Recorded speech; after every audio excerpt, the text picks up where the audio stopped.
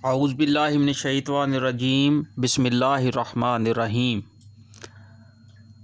سورہ زمر مکی۔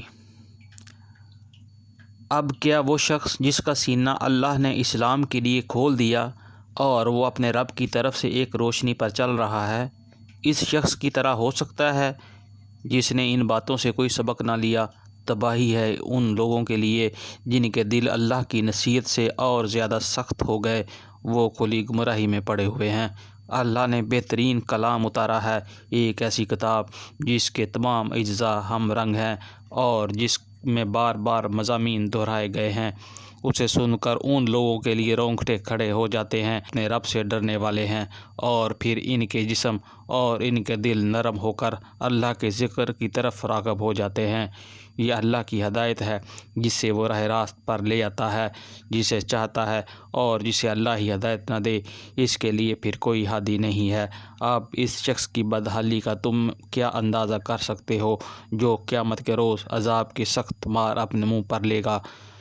اسے ظالموں سے تو کہہ دیا جائے گا کہ اب چکھو مزہ اس کمائی کا جو تم کرتے رہے تھے۔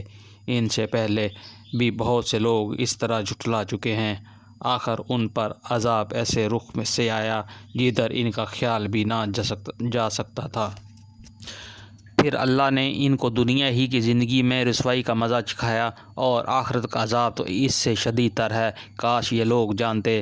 ہم نے اس قرآن میں لوگوں کو طرح طرح کی مثالیں دی ہیں کہ یہ ہوش میں آئیں۔ ایسا قرآن جو عربی زبان میں ہے، جس میں کوئی ٹیڑھ نہیں ہے، تاکہ یہ برے انجام سے بچیں۔ اللہ ایک مثال دیتا ہے، ایک شخص تو وہ ہے جس کے مالک ہونے میں بہت سے خالق آقا شریک ہیں جو اسے اپنی اپنی طرف کھینچتے ہیں، اور دوسرا شخص پورا کا پورا ایک ہی آقا کا غلام ہے۔ کیا ان دونوں کا حال یکساں ہو سکتا ہے؟ الحمدللہ، مگر اکثر لوگ نادانی میں پڑے ہوئے ہیں۔ اے نبی صلی اللہ علیہ وآلہ وسلم، تمہیں بھی مرنا ہے اور ان لوگوں کو بھی مرنا ہے۔ آخر کار قیامت کے روز تم سب اپنے رب کے حضور اپنا اپنا مقدمہ پیش کرو گے۔ پھر اس شخص سے بڑا ظالم کون ہوگا جس نے اللہ پر جھوٹ باندھا اور جب سچائی اس کے سامنے آئی تو اسے جھٹلا دیا۔ کیا ایسے لوگوں کے لیے جہنم میں کوئی ٹھکانہ نہیں ہے؟ جو شخص سچائی لے کر آیا اور جنہوں نے اس کو سچ مانا وہی عذاب سے بچنے والے ہیں۔ انہیں اپنے رب کے ہاں وہ سب کچھ ملے گا جس کی وہ خواہش کریں گے۔ یہ ہے نیکی کرنے والوں کی جزا، تاکہ جو بدترین اعمال انہوں نے کیے تھے انہیں اللہ ان کے حساب سے ساقط کر دے، اور جو بہترین اعمال وہ کرتے رہے ان کے لحاظ سے ان کو اجر عطا فرمائے۔ اے نبی صلی اللہ علیہ وآلہ وسلم، کیا اللہ اپنے بندے کے لیے کافی نہیں ہے؟ یہ لوگ اس کے سوا دوسروں سے تم کو ڈراتے ہیں، حالانکہ اللہ جسے گمراہی میں ڈال دے اسے کوئی راستہ دکھانے والا نہیں ہے، اور جسے وہ ہدایت دے اسے بھٹکانے والا بھی کوئی نہیں ہے۔ کیا اللہ زبردست اور انتقام لینے والا نہیں ہے؟ ان لوگوں سے اگر تم پوچھو کہ زمین اور آسمانوں کو کس نے پیدا کیا ہے تو یہ خود کہیں گے کہ اللہ نے۔ ان سے پوچھو جب حقیقت یہ ہے تو تمہارا کیا خیال ہے کہ اگر اللہ مجھے کوئی نقصان پہنچانا چاہے تو کیا تمہاری یہ دیویاں جنہیں تم اللہ کو چھوڑ کر پکارتے ہو مجھے اس کے پہنچائے نقصان سے بچا لیں گی؟